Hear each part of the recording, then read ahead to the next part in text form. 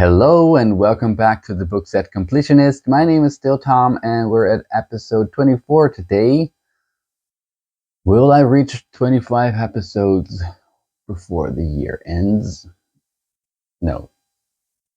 But that's okay. Today I've got this stack of books. It's massive. I've got 2 reviews of South American authors. I have to admit something I don't read very often, but you need to expand your horizons, is what they say, so that's what I'll do. And yeah, what's this here? Look at how new and fresh that is. So it's something I have to confess that I did. Forgive me, Father, for I have sinned. Okay, usually when I try to collect my sets, I don't buy sets that are already completed. You know, that takes away the fun. But once in a while, I do come across some offers that I cannot refuse. And so that's what I've done here. I had started collecting that set as per usual, piece by piece. But then this, look, somebody sold the whole thing in one go. And look at it, it's so nice. Well, what is it? This consists here of 7 parts. And no, it's not Harry Potter. It's something that is considered fantasy, although maybe not in the traditional sense, because the author usually doesn't write fantasy in that traditional sense either, but he did this time. Yes. These books were published between 1982 and 2004, and it has been adapted into one single movie. Don't know how they did that. So what else can I say about this? The author is very famous, but not for fantasy, for some of the most well-read works of fiction in modern history. Yeah. It is said that the author read Lord of the Rings and that he felt inspired by that series and wanted to create something to honor it. I don't know if that's true, but there is a certain element from Lord of the Rings that appears in these books. A certain structure, you could say. And a structure is also the name of this whole series. And it's not light. Okay. Right, so I'm talking about the Dark Tower series by Stephen King. Here they are. Yeah, look, it's all part of one uniform set in good condition, but okay, I try not to do that too often. Okay, well, here we are. The Gunslinger is part 1 in 1982, then followed by The Drawing of the Three, then The Wastelands, Wizard in Glass, Wolves of the Calla, Song of Susanna, and finally The Dark Tower to finish the whole arc. Now, doesn't that look good?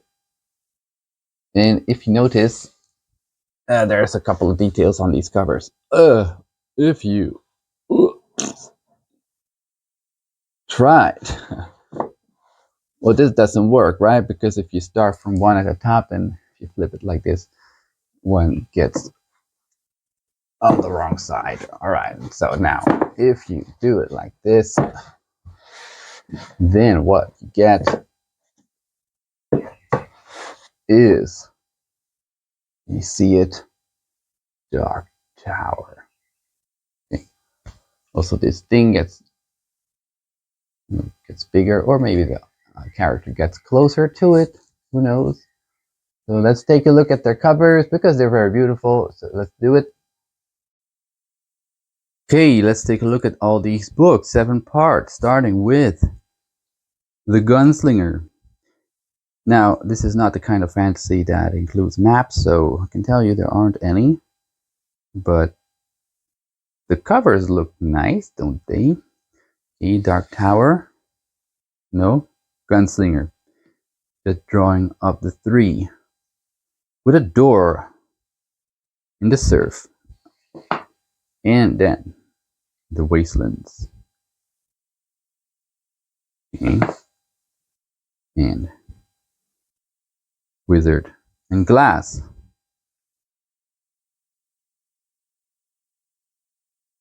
That's the glass. And here it seems to get really active with the wolves of Kala. Look at his guns. Followed by the Song of Susanna. Who is Susanna? Don't know. And finally, the Dark Tower, which is the thickest book of them all. Yeah, isn't that cool? And when you put them all together, you get this.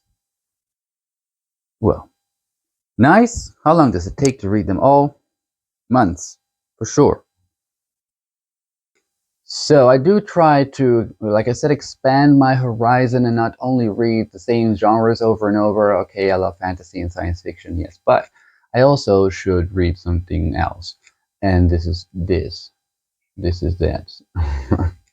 Here we have the work Leaf Storm by a Colombian author named Gabriel Garcia Marquez. And I don't know much about this man other than that he wrote 100 Years of Solitude, which is his most famous work. I picked this up somewhere for a very low price and I thought, okay, let's do it. It's short. Leaf Storm is a short novel about about a fictional town. And in this town, there lives a family. The head of the family is an older gentleman. He has a daughter and a second wife who's a stepmother of that daughter, and the daughter herself has a son, a young boy. And one day, this older man is called to,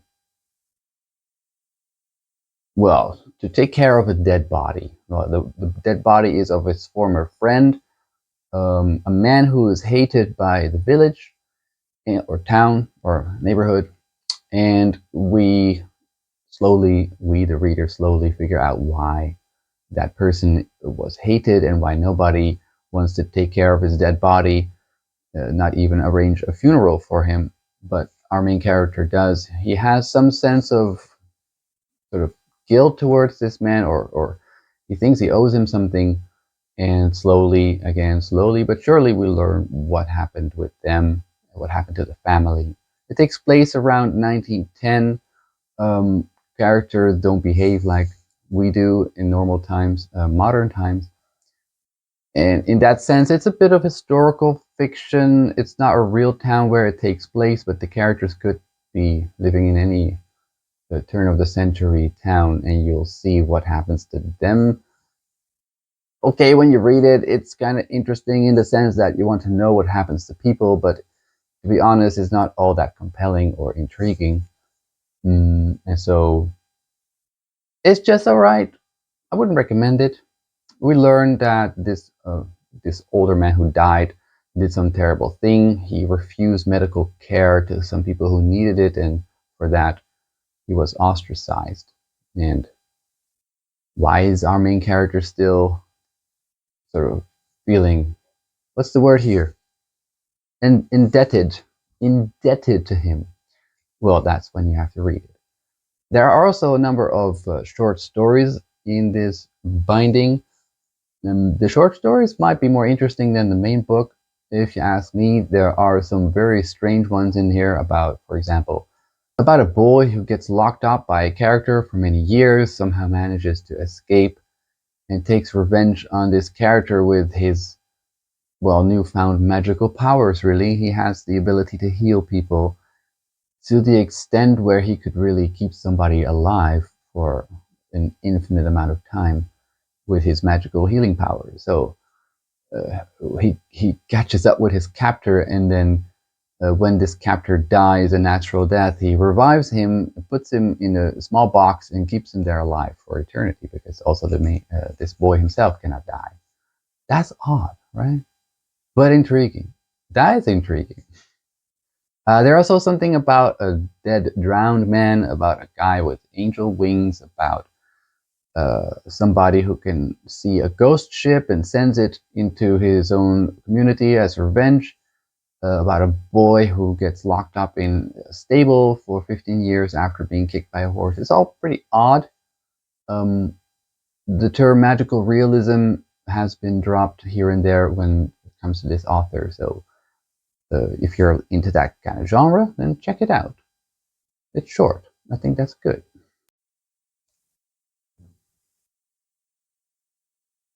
And then here we've got The Alchemist by Paulo Coelho. Coelho. That. This is one of the most famous books on the planet. It's still being published and sold. It's in the list of most sold books in history. But why? It's in bookstores, it's everywhere, so you cannot escape it. So neither could I. Again, picked this up at a book fair, and just I wanted to know what it was all about. So I read it, but I did not like it. No, not at all. So for those who don't know it, I'm going to spoil it. So if you don't care, you can keep watching. This book is about a boy. He's a shepherd. He is quite happy with his life. He sleeps under the stars and meets people on his journeys with his sheep. It's all good. But one day he comes across a gypsy woman who sort of predicts his future after the boy has had some dreams. And the woman announces that he's going to be rich. He will find treasure. Shortly after, he meets a mysterious guy who claims to be the king of some faraway place that I don't remember. And this king repeats the same thing. Yes, you're going to be rich and you find treasure, you're going to be successful. Just you have to go and do it. But where? Where will he find his treasure? It turns out on the other side of the world, basically. In Egypt, the boy lives in Spain, and so he goes on a journey to Egypt to see the pyramids. Well, things happen along his journey. He will meet some setbacks, meets characters, finds a lot of information and valuable lessons. And that is, of course, also part of the whole ordeal. The part of the experience is learning through doing stuff, right? If you have a dream, which the boy does, you want to follow it. That's basically the main message of the book. Follow your heart, chase your dreams, and you'll be happy, because if you don't, you will forever be questioning your decisions if you don't do that. Like, oh, what if I had followed my dream? I'm here, old and lonely, and I never tried. I'm so sad. I feel such disappointment with myself. Okay, you get it. So you should follow your dreams, right? Okay, even if anything that you do to try and get those dreams doesn't work, or it requires multiple attempts to make it work, and against anybody's better judgment, you keep going and keep going, your own better judgment, that is. Okay, in that case, yeah, you might eventually reach your dream, especially if you're the character in a book. But us regular people do not get so lucky. And after multiple failures, we might just want to give up and say, no, that doesn't work. It's not a realistic thing to do. My dream seems ridiculous and I'm not going to follow it. But not this boy, of course. He's in a book, so he has to do it. It is written in a style that resembles fables. It's very basic in its dialogue. It's very just kind of stilted even. Doesn't really flow well. It's translated into English, so that also doesn't help. But there's also a lot of religious elements in it, not necessarily only from one religion, but multiple. It takes place in Northern Africa, so you'll see some Islam elements, Christianity. The boy himself is a Christian, I guess.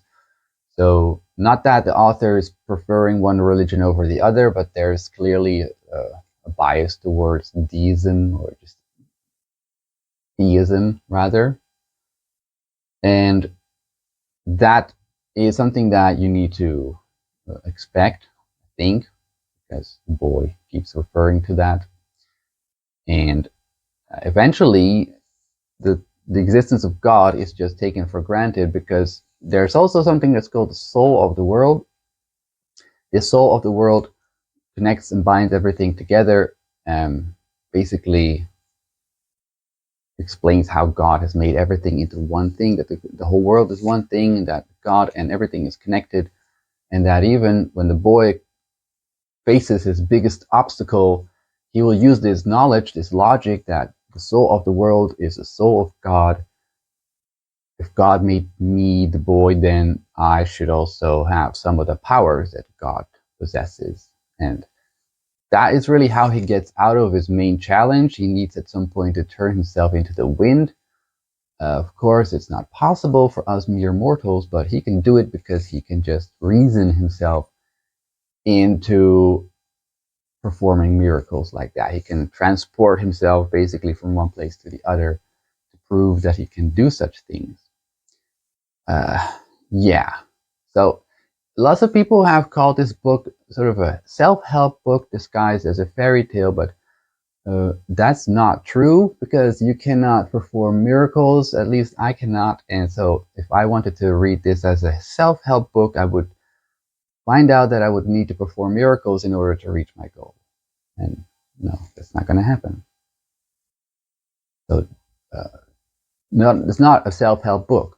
It's a fairy tale, and not a very good one, because you have just magic. And okay, fairy tales can include magic, but it's lazy writing to me. If you just say, okay, this boy has a problem, then he uses his own magical thinking to get out of it. Yeah, not very strong. Also, the ending.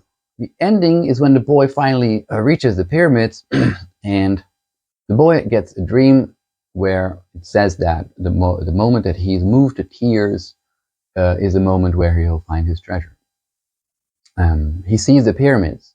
He sheds tears, and that's when he remembers that dream and starts digging in the same spot. But he finds nothing after hours and hours of digging.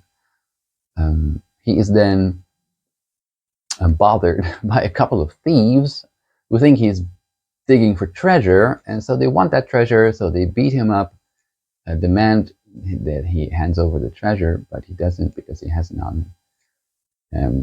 They beat him up some more because they don't believe that he's really that dense that he would dig for something that doesn't exist. Okay.